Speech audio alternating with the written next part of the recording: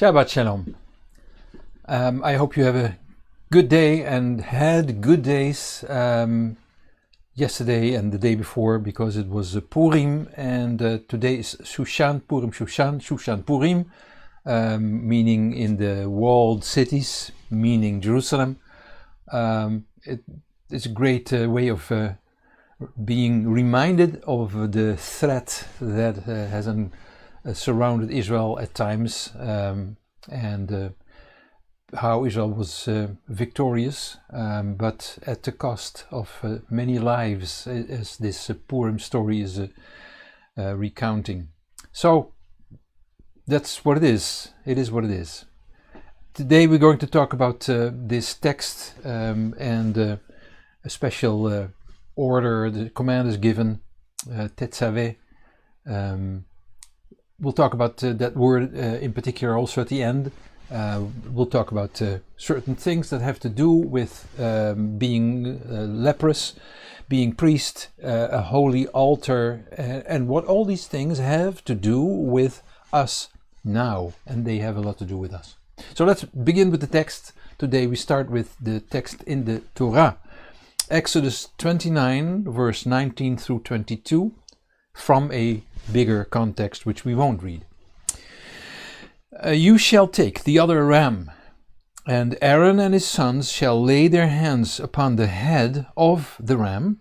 Then you shall kill the ram, and take some of its blood, and put it on the tip of the right ear of Aaron, and on the tip of the right ear of his sons, and on the thumb of their right hand, and of the big toe of their right foot, and sprinkle the blood around on the altar. You shall take of that blood that is on the altar, and of the anointing oil, and sprinkle it on Aaron and on his garments, and on his sons and on their garments, the garments of his sons with him. And he shall be made holy, and his garments, and his sons' garments with him. Also you shall take some of the ram's fat, don't say it wrong, the fat tail, the fat that covers the innards, the cover of the liver, the two kidneys, the fat that is on them, and the right thigh, for it is a ram of consecration, of making perfection. So we're talking about these things, and we start with this building up this desert sanctuary, which is getting more and more its shape.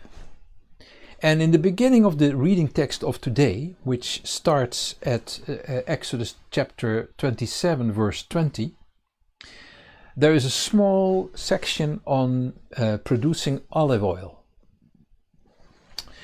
And special because there is a special recipe in how it's to be done.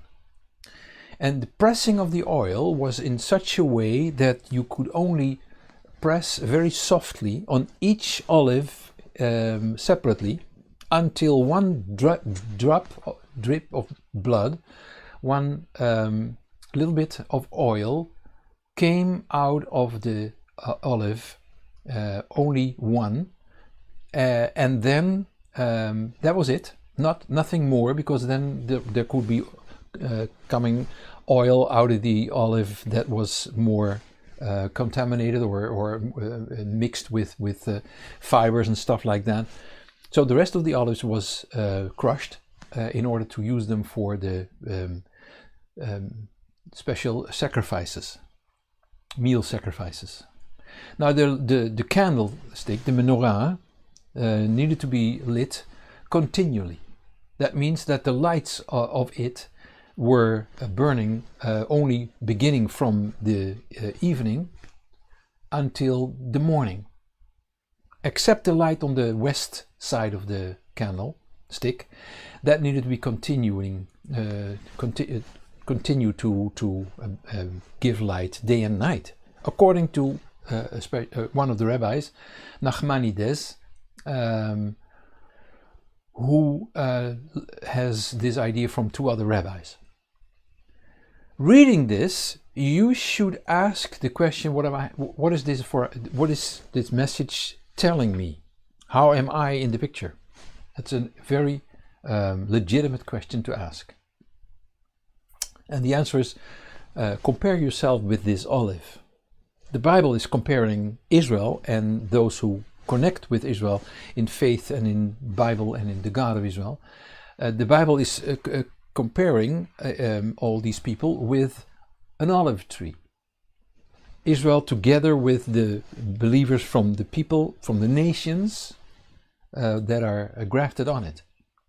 In order to produce holy oil, there needs to be, but then in a spiritual way, people who produce their spiritual oil, on which the light of God will give light. In order to produce that oil between parentheses, we need to undergo a light pressure, a very light persecution in comparison with the glory that we will have in the world to come. And so having difficulties in your life, to say it in a simple way, could produce a blessing instead of being a nasty thing. Becoming a priest in Judaism is similar in a certain way with the cleansing of someone who is leprous, who is suffering from leprosy. Tzaraat in Hebrew, which is a cleansing of the leper with the blood on the ear, the right thumb and the right toe of the foot, the right foot. What is the reason of that? The reason is that somebody who is a believer, or somebody who believes, somebody who trusts in God, who trusts in an entity outside you, above you, the Creator, especially someone who wants to act in a priestly way, needs to become aware of a spiritual laziness, because leprosy is the sickness of being lazy in your soul. Your faith has slided away and is on a slippery slope. And it is not easy to become aware of it and be able to observe that, but that's what we should do. We should look inside and say, am I still that enthusiastic person that I was in the beginning when I got to learn God, got to know God, get to meet God? We need to develop the desire to be confronted with the dark side inside of us, the darkness inside of us. So somebody who is a believer, who says he is trusting God, needs to get the awareness of this laziness and needs to put it off. Take it off of yourself. A few weeks ago, I was talking about the law, the Torah, which you can compare with being vaccinated, like in Corona time. And I'm not saying that I'm for or against vaccination. I'm not an anti-vaxxer, but that's not the point. What I'm saying is that the Torah can be compared with receiving a vaccination. And if you're against vaccination, forgive me for the comparison, but what I'm saying is that I said this, and I'm saying this because of the picture in the Bible that says that no one is perfect. We know this, but it shouldn't be an excuse to become perfect, or to say I don't have to be perfect because no one is. It's like in Matthew 9 verse 12, where Yeshua, Messiah of Israel, says, who is healthy doesn't need a physician, but those who are sick need it. Everybody knows that, but that's not what he said. What he said was, somebody who thinks he's healthy, he thinks he doesn't need a physician. But somebody who's realizing that he is sick should go to a physician. And he says this because we need to realize that we are not perfect, and God is asking our perfection, which we cannot reach, but we should go for it, try it, fight for it, live for it. And therefore Torah becomes some kind of a vaccination for the sick people, as in the words of Yeshua, and it was some kind of a contemporary comparison. In the Bible, leprosy is described as something where some people show this in their skin and in their hair, in their clothes, in the walls of their homes, and that's where cleansing needs to be done. But with a priest, this is done with the ear and the thumb and the toe as a way of preventing or being aware of. Or making sure you don't get into the situation of being this lazy person. We have a tendency in ourselves to think it's okay. I don't have to do my thing. I can do my own thing, and I don't have to worry about. I'll decide for myself how much time and effort I want to spend in becoming a better person. Yet the Bible is saying we are not doing enough. This tendency to not leaving our comfort zone is inside many, or if not all of us. Not daring to take any risk. Also in risk in meeting people and working out differences and stuff like that. Today the Bible is teaching us that we need to protect ourselves against this laziness within ourselves, because before you know it, we will be attacked by thoughts and tendencies within ourselves, waiting for anybody who is lazy and continues to be lazy, and then will be on this slippery slope downwards. This spiritual laziness is also contagious. With people, this is a spiritual infection that takes place. You could call it laziness. Which kind of laziness am I talking about? Which kind of, yes? Well, there is, for instance, the laziness, number one, it's on the screen, not using your common sense anymore. Always use your common sense. There's something inside you that knows what to do and what not to do. And if you lost it, it's good to get in touch with it again.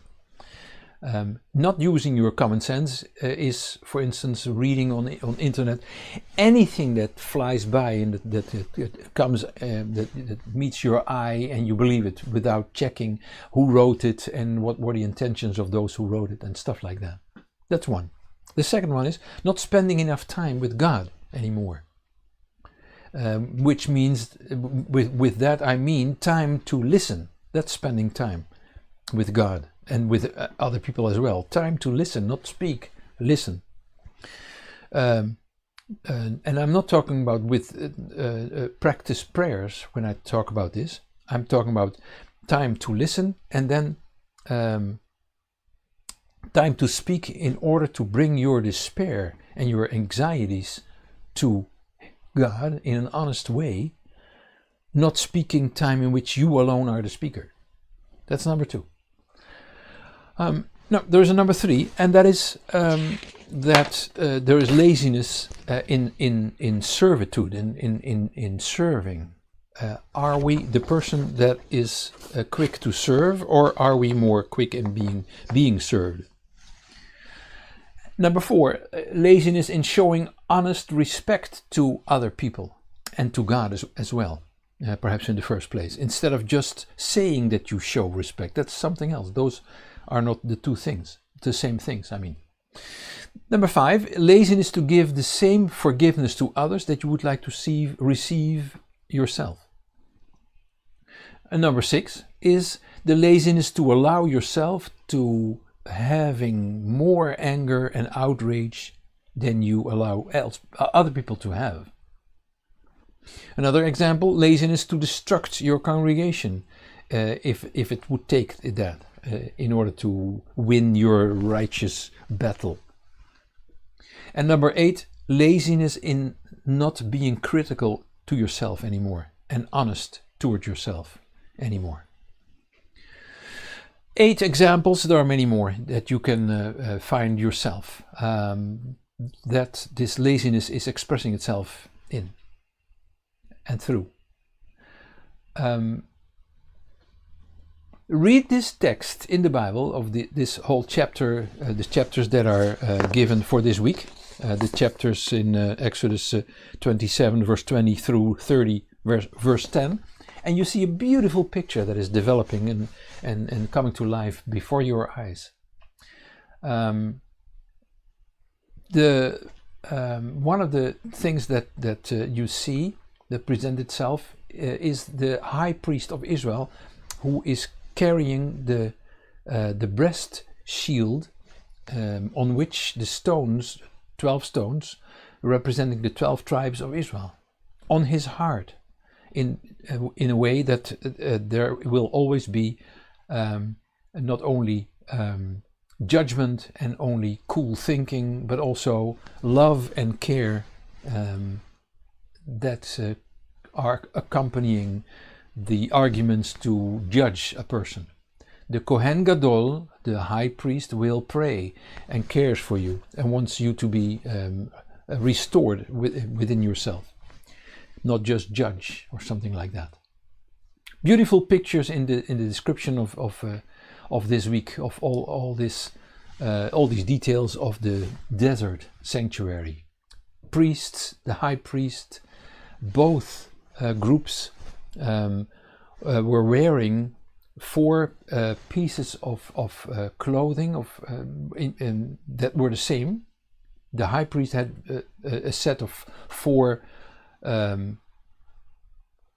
pieces of dress that were different, but these 4 white clothes were the under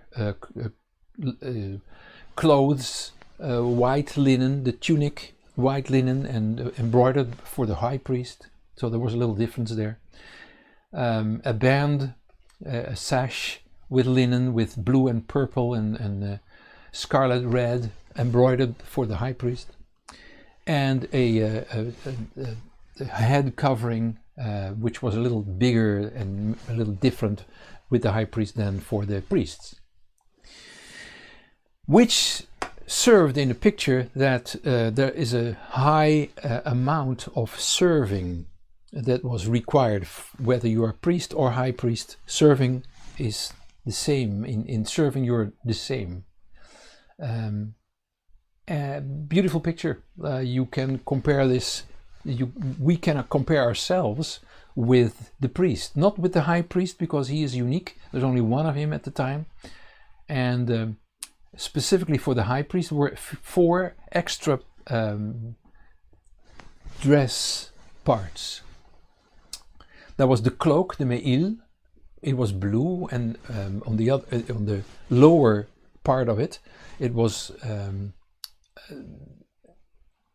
decorated with small bells and pomegranate tassels. And the bells were a warning sign for the priests who were watching at the moment that the high priest was entering the Holy of Holies with a rope around his middle, his belly, so that when he would die, because he said or thought the wrong words, they could pull them out if they didn't hear the bells anymore. By the way, this reminds me of saying and warning, if you ever think of a spiritual exercise in which you walk through the temple, be sure that you don't go into the Holy of Holies yourself. Don't do it. Don't go into it on your own. Always be carried by the high priest, because that's how it goes, and that's how it went. The high priest carried all of Israel, carrying us on his breast by this breast shield. That's the first extra dress that the high priest was wearing. Then there is also the vest, an ephod, a piece that showed also the an apron you could compare it with, which is some kind of sign of serving also as the high priest, not equal with the priests, but also as high priest, where he was, and this was made, woven with, among other fabrics, gold, which shows that serving for the high priest was the low position of serving, was an example expressed by the gold, made into something high. Then there is also the piece of the breast shield itself, the Goshen, with the 12 gems, with the names of the tribes of Israel, and also a place where the stones of decision were hiding, the Urim and Tumim. And then there was the golden diadem, the tzitz, a band on the head of the high priest with the inscription Kodesh LaAdonai, holy for the Lord, only on the head of the high priest, because he was not only holy for himself but also for all of his people, and he was carrying the responsibility for all of us. The priests had to learn how to work with the altar, not only the burning and the cleaning, and not only the slaughtering and the way of working with the sacrifices, the animals, but also with the almost magical, I'm saying almost, magical working of the altar. And this is prescribed, this is described in Exodus chapter 29, verse 37, where it says, and I'm reading, the 7 days you shall make atonement for the altar and sanctify it, and the altar shall be most holy. Whatever touches the altar and whomever touches the altar shall be holy. So there is a special way of working by this altar. When it's working, it does a most incredible thing. You touch it, you're holy, only by the touch. The touch alone does it. This is possible because of the reconciliation that takes place by the blood of animals on this altar, which is a sign, a confrontation, a very painful confrontation of our own, the human cruelty that causes these sacrifices to take place in order for us to see how cruel we are, and be thankful that it's a sign of grace that you don't have to die yourself, and you can take an animal. Don't say you're against the sacrifices. If you're eating meat, you're more consequent if you don't eat meat, and then say I'm against eating blood, and I'm against eating animal meat, so I'm also against the sacrifices. It's good to be against it, because in a sense we should be. That makes it even more clear how confrontational it is to see the cruelty of human beings in killing that animal as a picture of the cruelty that is inside us. Yeshua himself also talks about the holiness of the altar, and not of the animals, but of the altar itself that had this holiness. You find it in Matthew 23, verse 19. It says, "You blind fools," which is a way of talking in the Middle East. Not saying, well, dear people, no, you blind fools. Which is greater, the gift or the altar that sanctifies the gift? And he was talking about it that way because people are more focusing on particular rituals, more on the gift for the altar than on the altar itself. And this is a general mistake we make, that we look more and watch more and focus more on the details of something than on the upbuilding of holiness that the Bible is showing. And this is how we don't understand what the spiritual quality and the spiritual construction is of all this that we're talking about right now. So in a way, Yeshua is showing a construction of holiness. There's the temple which contains the gold. If you swear by the gold, like like Moses was taking the sun and the moon and the planet as witnesses for what he was saying at a certain moment, you could take the gold and take that as the witness for what you were saying. Then Yeshua is saying in this piece, you can read it again in Exodus 23. Yeshua is explaining that it's not the gold that is so important, it's the temple that contains the gold that is more holy. If you're focusing on the gifts of the altar, realize that the altar is higher, and there's a meaning behind that.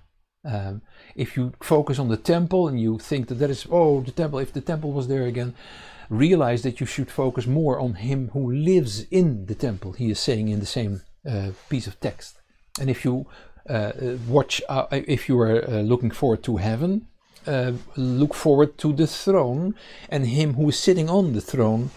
There is always more in this climbing, developing picture. It is interesting that he says these words in Matthew 23, by the way, followed by chapter 24, in which Yeshua is talking about horrible things that are still to take place for Israel. And so he's warning, and he says, make sure that you see the holiness starting on earth with gold and gifts on the altar, but ending with the throne and God sitting on it, because this you need to see and keep in mind when the horrible things around you are multiplying and life is getting more and more difficult, which it was for Israel at the time and still is at times. Have an eye for the higher holiness. It's not all the same. You see the altar, you should be aware of the sacrifice that makes things possible that are not possible without the sacrifices. And the sacrifices are there for us to realize what it takes for God to be able to forgive us. God who brings forgiveness if the priest brings the sacrifice, if Messiah is dying and being raised from the dead in order to make forgiveness possible. If we believe in that picture, which only means believing in that picture, only means that we realize that cruelty in the acts that are taking place in the sacrifices are a mirror of our own cruelty that needs to be done away with to other people, toward ourselves. Realize that touching the altar of the temple is not the same as being in the neighborhood and close by Messiah, your hand on the throne in order to plead with God, but it is in the same context of sacrifice, which is for, if we really understand what happens when that sacrifice takes place, a realization of how dependent we are on God, on His forgiveness, and on our own weakness and our mortality. His sacrifice, the sacrifice of Messiah, prescribed and predicted by prophets in the Bible, the prophet of Daniel, Isaiah, already in Genesis chapter 3. This sacrifice was necessary for the darkness within humankind. By touching that altar of sacrifice, altar between parentheses, you make yourself aware of your own darkness. It is important to see that. Undergo a certain oppression like the olive to produce the oil. That will bring holiness. Touching that altar will bring holiness. Let's go to the text in the Haftarah, the text in Ezekiel on the screen, and realize that when I'm talking about these things like this, we're talking about the mystery, the mythical not mythical, the mysterious, should I say, the mysterious way the Bible is using these pictures in order to convey a message and to let us know that words are not enough, are not able to express the message that needs to be expressed for us to come into touch with our own weaknesses. So instead of words, or besides words, also the images that all this is bringing. Ezekiel chapter 43 verse 10 through 12, incredible words. Because Ezekiel is talking about the temple and the building of the third temple, but see what he says, how this temple is the confrontation with the weaknesses within people. Let me read the text to you, and it's on the screen so you can read with me. You son of man, and the term son of man there in chapter 43 verse 10 is the same term and the same title this is used for Yeshua in the New Testament, the Son of Man. It's a special term for man of God like Yeshua, like Ezekiel, as prototypes, as examples of how a Son of Man, being a woman or a man, Ben Adam, perhaps Bat Adam in Hebrew, but should be. So let's continue. You son of man, you show the house to the house of Israel, that they may be ashamed of their iniquities. You see the connection of showing the house, the temple, and the connection with the iniquities of the people and being ashamed, not as a reproach, not as a condemnation, but as a you need to perceive this. You need to have this in your perception. Have an eye for your iniquities, be ashamed in order for you to grow. It is not to be punished, but to grow.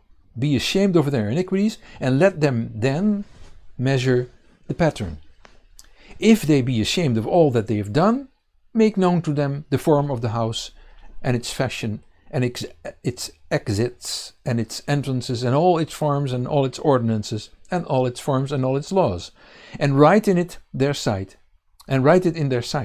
that they may keep the whole form of it and all its ordinances and do them. You see that all this is done not as a construction, as an architect or as the builders of this temple only, yes, but not only, but also to get in touch with your own soul, with your weaknesses, with your sorrow, with your misery, bitterness, and then to receive healing and forgiveness, but also be aware of what you've done wrong.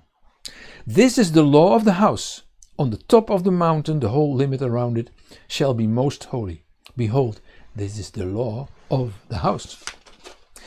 So in the words of Ezekiel, we learn that the Jewish religion is not something just like you do as a hobby kind of a thing.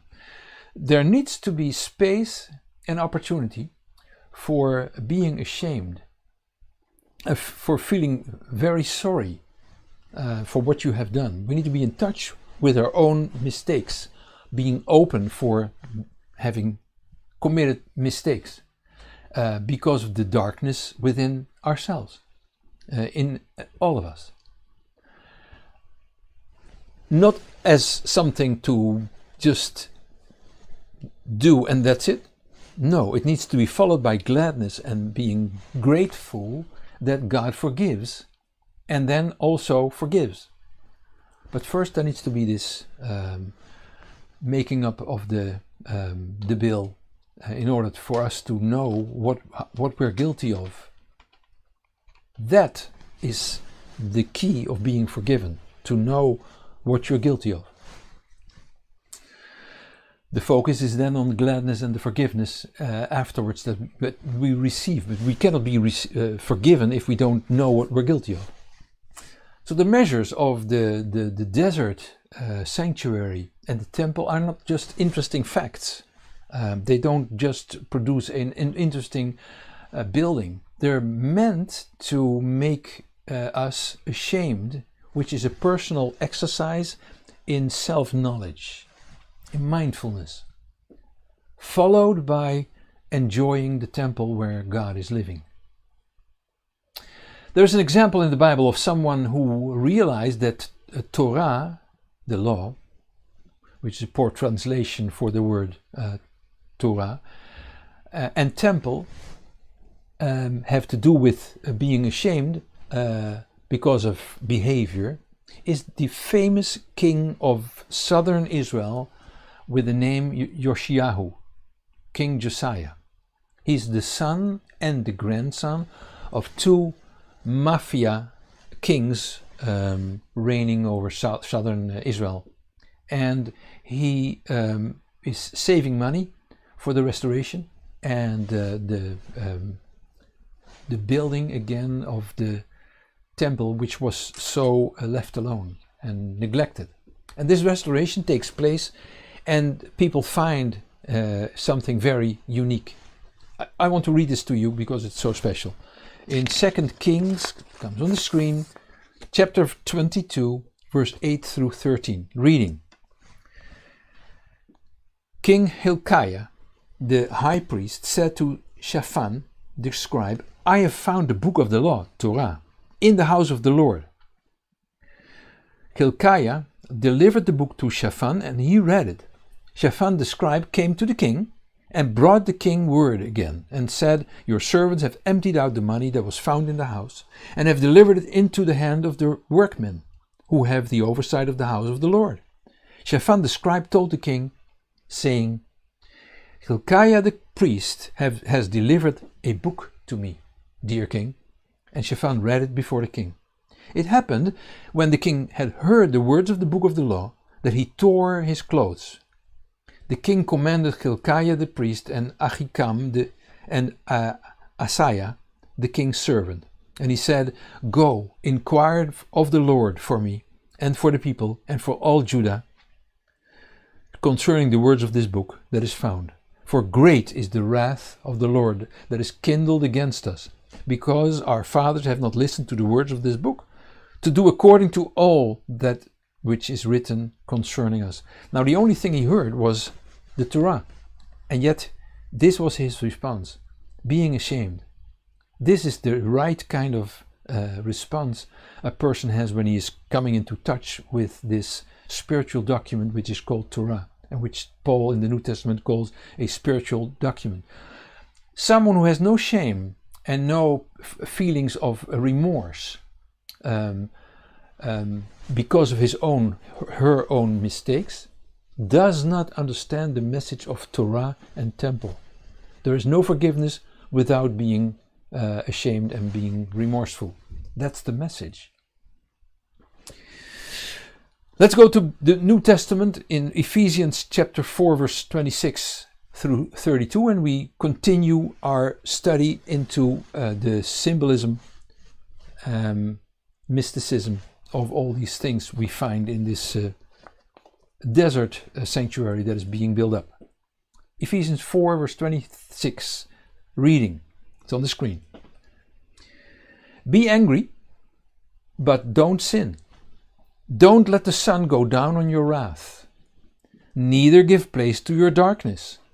Let him who stole steal no more. I think it's also let her who stole steal no more. That can be stealing of money, but it can also be stealing of someone's good name, reputation.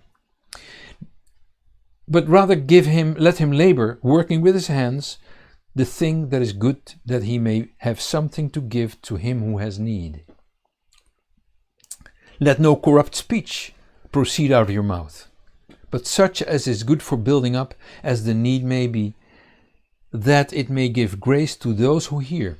Don't grieve the Spirit so holy of God, in whom you were sealed for the day of redemption. Let all bitterness, all wrath, all anger, outcry and slander be put away from you with all malice. And be kind to one another, tender-hearted, forgiving each other just as God also through Yeshua forgave you. In the New Testament, where all these practical examples are given of this laziness, as I called it today, and this negligence in which we can fall.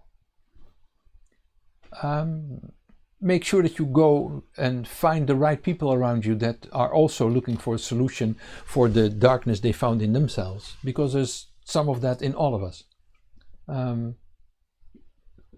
Don't listen too much to people who are judging you in a wrong way. It's not so good. Or if you do it to yourself, say, this is enough. Try to cut away anger within your own soul that you cannot get rid of, because this anger is a sign of not trusting God, that He is taking care of something that took place by which you became angry.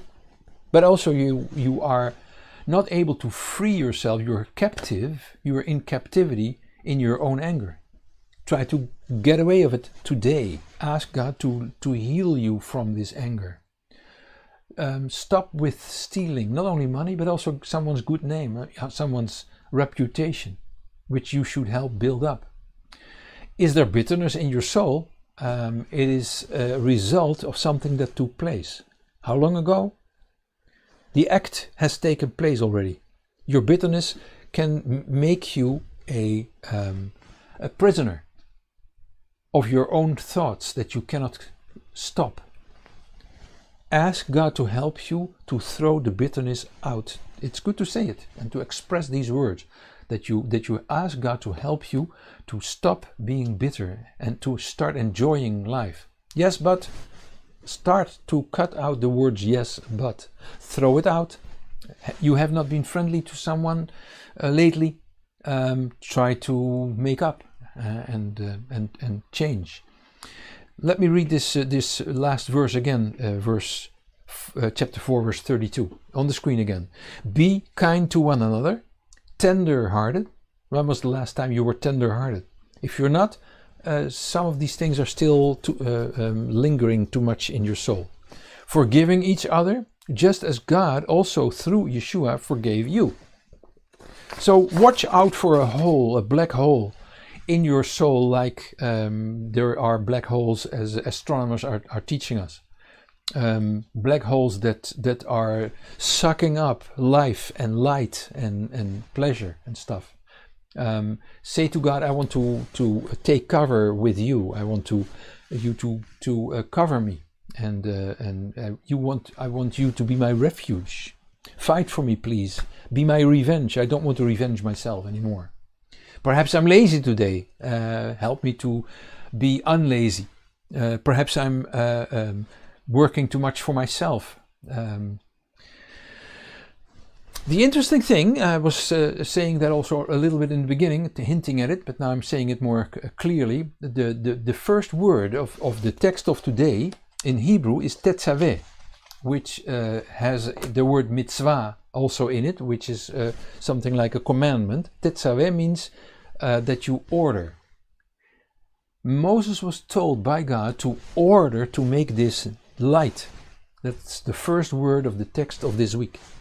Interesting, because many times the text says, Moses, say to the people, speak to them and say, but today it is, give them the command. And there is a difference. And the difference is, this is forever. It's not a time limited. We have an eternal light in all the synagogues in the world. If they are closed because of Corona, it's perhaps different, but this is the situation, because it's an eternal commandment to have light in the synagogues as a remembrance, as a reminder of the light in the temple, and that was a reminder and remembrance of the time of the light in the desert sanctuary, and that was a remembrance of the time of the light on Mount Sinai. If we have this light, day and night, we have fulfilled this commandment in the text of today because of this word Tetzave. You say, but the temple has been destroyed. Yes, but the commandment is all the same because it's timeless, not limited by time, and it's something of heaven where there's no limitation of time. And the deeper meaning of it is make sure that you will be anointed with the oil of God's kingdom. Also, the deeper meaning, make sure that you embrace the light oppression in your life, also not from yourself, but also from people that did things to you, even with the feelings of anger and of bitterness, because by working anger and bitterness, by working out those two nasty things in your life, you come closer to God and you're freeing yourself from the prison you have put yourself into. Oil is the fuel of light. Torah gives light. Light is sound mind, wisdom. The temple is a picture of our body, but then the new person. And oil is something that we need to make, and we need to take care of it. There are parables in the New Testament regarding oil that should be there all the time. So we need to be busy with this oil, which is not a nice thing to think of, because there's something that goes before the oil, the production of oil, and that is the light pressure on us, so that we produce this oil out of our innermost being. Light is for ourselves. Light is meant for other people, not for the eternal one, because he doesn't need the light. He made it. It's his product, so he doesn't need it. He called it, when he created the earth, for us. It's the light of the world that he not created, but he called it. He said, "Let there be light." Yehi or in Hebrew. Let there be light. We need the light. We need each other's wisdom. We need each other's advice. Don't push it on someone else, but we need it. We need each other's sound mind and common sense. We need each other's comfort, our sense of humor. Light gives a sense of direction.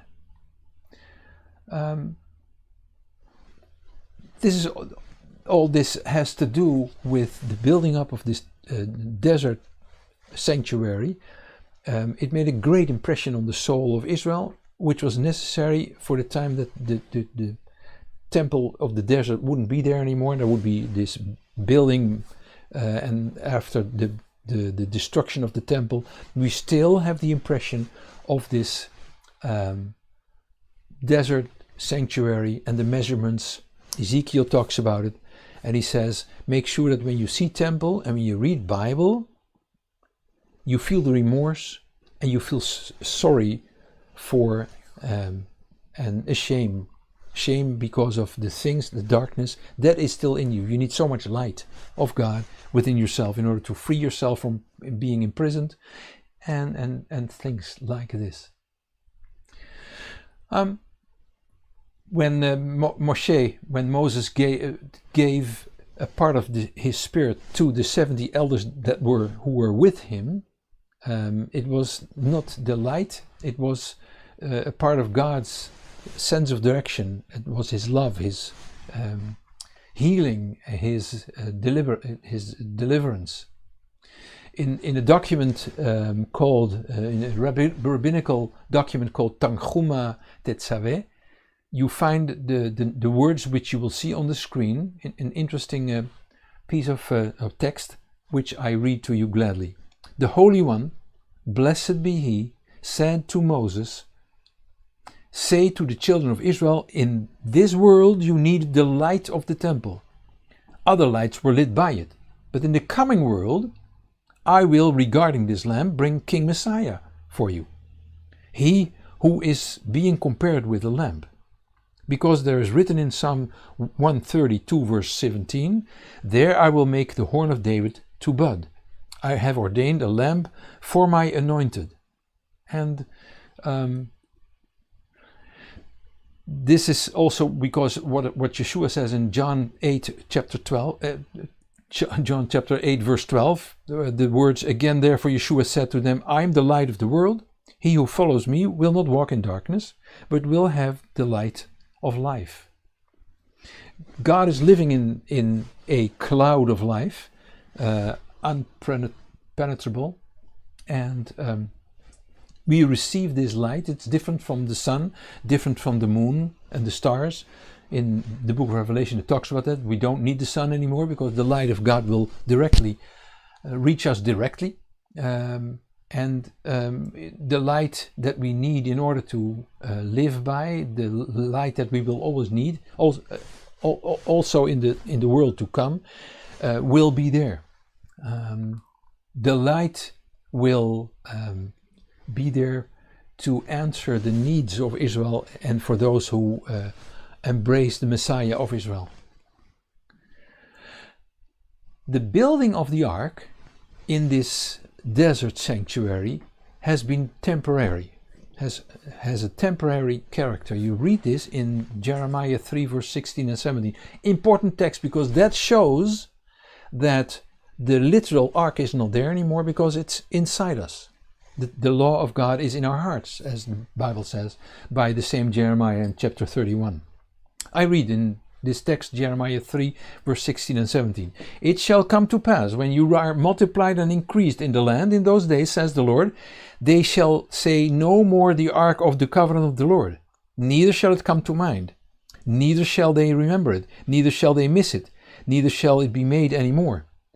At that time they shall call Jerusalem the throne of the Lord, and all the nations shall be gathered to it. This is the end of times. To the name of the Lord Adonai, to Jerusalem. Neither shall they walk any more after the stubbornness of their evil heart. So there will be a new time, Jeremiah says.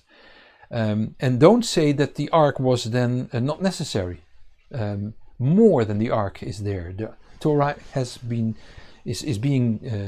written in our hearts.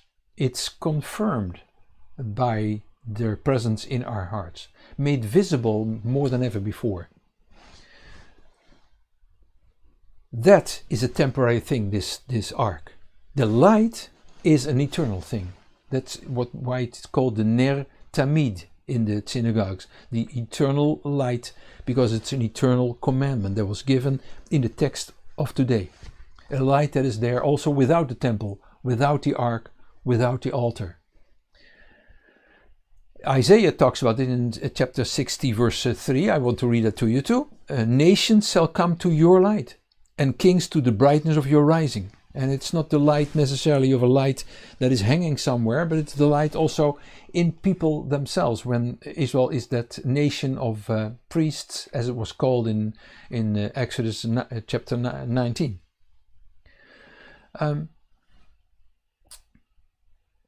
Yeshua talks about it as well in Matthew 5 verse 14, also on the screen. You are the light of the world. A city located on a hill cannot be hidden. So there's a commandment given in the Hebrew text of today in the Torah, but also given in the New Testament. It's a universal, a timeless commandment coming out of the commandment that we read about today. Even if there's no lamp in the temple anymore, there's still this need to be light. The commandment of the literal light in the temple cannot be executed. What we do is being a light in our congregations, and we develop ourselves to become, if we are not that yet, light. In spite of, or perhaps also because of, the fact that we experience oppression, and that, which is not nice, but it has to do with the fact that this is how olives produce this costly, precious oil.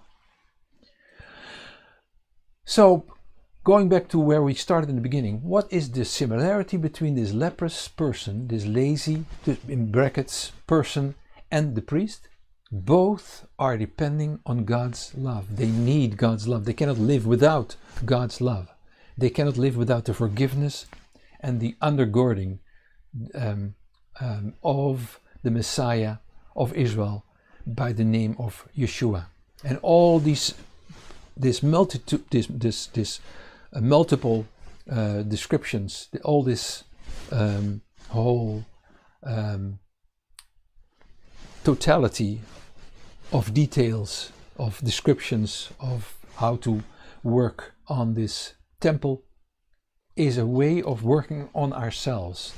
Translate the pictures into how you yourself, how I myself am built up by perfect measurements that God has given in a spiritual way and that He's described here. To do two things: to become the person of God God wants us to be, but also to become aware of where there is still darkness inside us, and to become ashamed and having remorse. And after that, we find the gladness and the gratefulness to God that He loves us and wants to restore us to full life. And with that I say, have a good week. Shabbat Shalom still, and then enjoy the next week that we look forward to. Thanks for now. Bye.